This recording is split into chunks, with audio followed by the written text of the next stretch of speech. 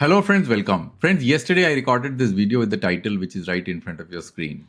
2G to 4G migration, Jio's hidden agenda, AGR market share impact explained. Now this was based on an article which got published in Economic Times where Reliance has been quoted saying that mobile generation gap with 2G users means 2G users who are primarily on GSM, they are not being able to get fully empowered with all kind of digital application benefits, and the government of India's digital India, so-called digital India stack. So they are not being able to use it because their handset does not have the capability. Now, actually, apparently, this statement turns out to be absolutely right, because if you are a GSM user, you will not be able to have your data capability, and if you don't have data capability, you will not be able to use any of the benefits. Now, friends, why I'm re-recording this video or doing it again?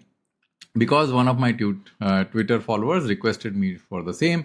And as I told you that I will try my level best to record all important videos in both the languages. So don't worry about that. My English viewer will not miss out on any important information that I share through my YouTube channel. So friends, let's start from the very beginning. What is the objective of this video? The objective of this video is to measure what kind of interest Reliance Jio has when they say that mobile generation gap with 2G users. Means if the GSM subscribers in our country were to migrate to 4G, how much gain Reliance Jio will have in terms of revenue. That's the whole idea. So this video is not just about plain and simple conjecture. It is a number analysis video. So I have this PPT which I have converted into PDF, and I am going to take you through the numbers so that you can understand that how much is going to be the gain and whether at all there will be any gain or not, whether this 2G subscribers who are primarily using GSM handset, whether they will finally migrate to 4G or not, right? So we'll talk everything as you move forward in this presentation. So the assumptions that I have made in this video is, or in this analysis is that we have a total handset base of 940 million. And this I got it from Counterpoint. And we have got a smartphone base of around 740 million. Feature phone is 200 million. And 4G feature phone, which is all Jio, is around 45 million, which means that the 2G feature phone will be around 155 million, which is distributed between Bharti, Vodafone Idea, and BSNL, which makes the 155 million translates into a market share of 16.4 when you divide 155 with 940. You get this number. Then what we were going to do, we are going to compare 3 ARPU scenarios and see how much is the revenue that these subscribers are generating and how much of that revenue can get migrated to Jio, and if they migrate, then how much is going to be the revenue market share of Jio is going to increase. So all migrating 2G subs can only move to Jio exclusive capture. The reason I am saying that it will be Jio exclusive capture is because the transition gap between a GSM phone and a smartphone is huge. And Jio has already launched Jio Bharat, which is a feature phone, 4G feature phone, which is going to start at a reasonably low price, which is I think around 1100 to 2100 rupees, something like that, right? So the gap between the 2G phone and the Jio feature phone is low, and therefore I have made this assumption, okay? Now, the total industry AGR, this is coming from TRAI, 2.84. When I say total, I am only talking about the 4 telecom operators, not the other. So it comes out to be 2.84. This is adjusted gross revenue, not gross revenue. So out of which Bharti and Reliance Jio shares equal market share, roughly. If you go to the TRAI financial data, you'll find that these numbers are coming out to be this. For the last financial year. And Vodafone Idea is around 38,600 crores and BSNL is around 17k crores, right? Which is 6% market share, and Vodafone Idea 13.6 AGR market share, and Bharti and Reliance Jio 40% market share each. Now 2G feature phone pool, as we already discussed, 155 million subscriber. If you do a calculation of an ARPU of around 100 rupees, and this is for the whole 155 million subscribers, you get a yearly revenue of 18.6k crores, emanating out of this 2G base. If you do 110, then this number increases to 20.46k crores.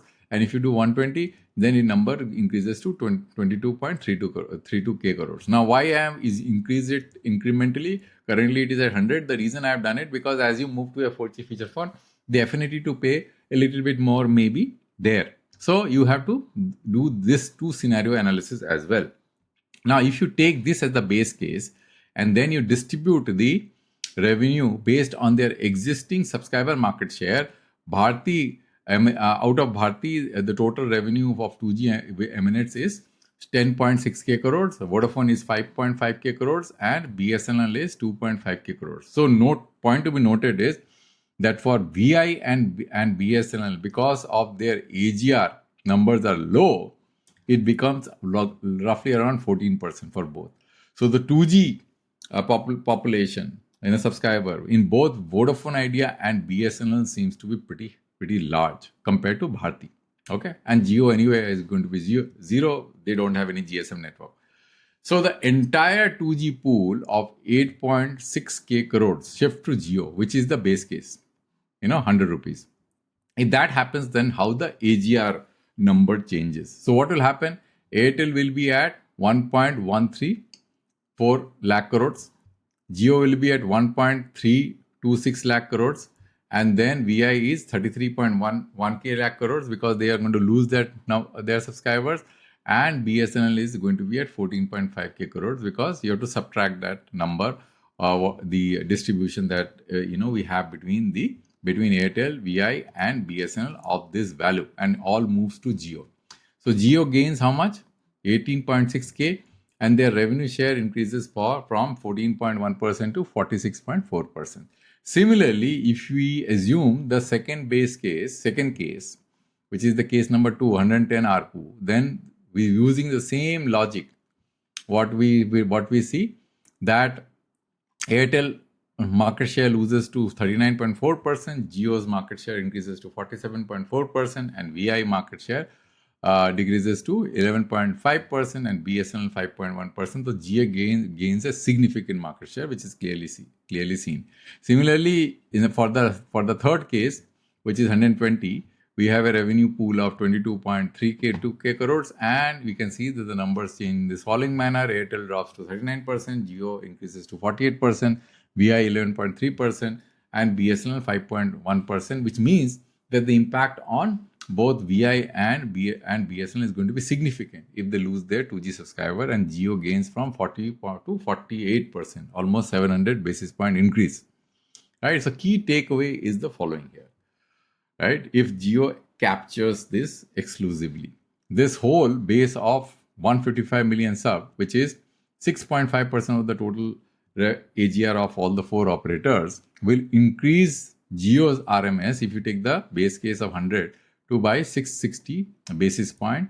If you take the second case by 110 rupees ARPU, it will increase to 730 basis point, and then if with 120, it will increase to 790 basis point, and Airtel will slide from 40.1 to 39% for this case, right? And BSNL and VI is going to have a significant impact. They are going to lose 14 to 15% of their AGR, right? Which is a critical cash flow hit.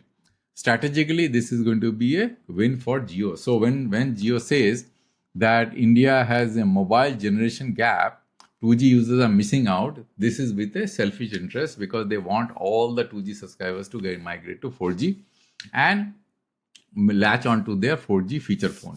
Now, since Jio has stopped subsidizing their 4G feature phone, in my take, this particular scenario is hard to happen. Why it is going to have hard to happen? Because if you go to the market and if you ask a 2G subscriber, he can get a second-hand phone with 200, 300 to 500 rupees. Whereas if you go for the 4G feature phone, it has to be ballpark around 1100 or 1000 rupees to 2000 rupees.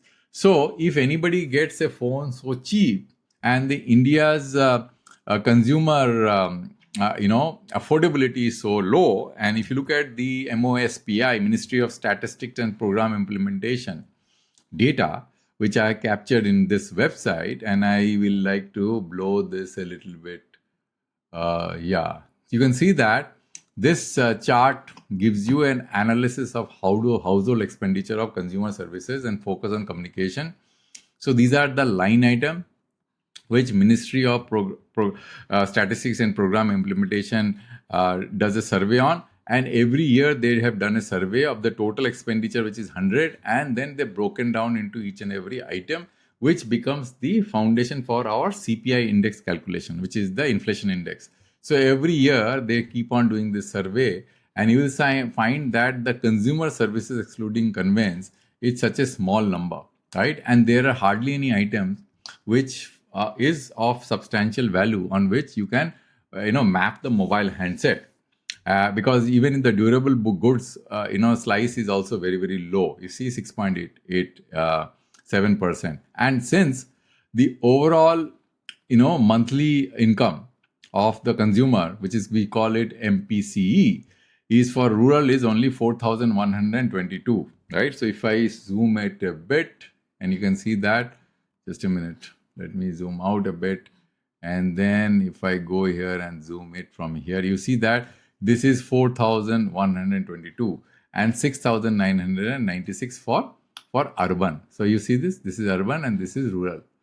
So rural and urban, these are the two numbers, right? And because these two numbers are so low, and if you are going to do a fractile, segmentation of the various population pan-India basis, you'll find that in the bottom end of the population, this number for rural is still lower, right? And it is almost like 30% of the population is roughly around 3,000 rupees, not even touching 3,000 rupees, right? A monthly income. And for urban, 30% of the population roughly reaches around 4,353 rupees. So this gives us a very sorry picture as far as India's population ability to buy phones. And that is why Jio was subsidizing. Now you cannot perpetually keep on subsidizing the phones. And since GSM phones are available so cheap, 300 rupees and 500 rupees, in my view, these 2G subscribers that we have been able to nail down of 155 million, this may shrink, but this will never disappear unless our macroeconomic condition of our country improves significantly, so that our disposable income and the consumer spend increases, because these are extremely low number on a monthly basis. So you can imagine that is why India is still on 2G.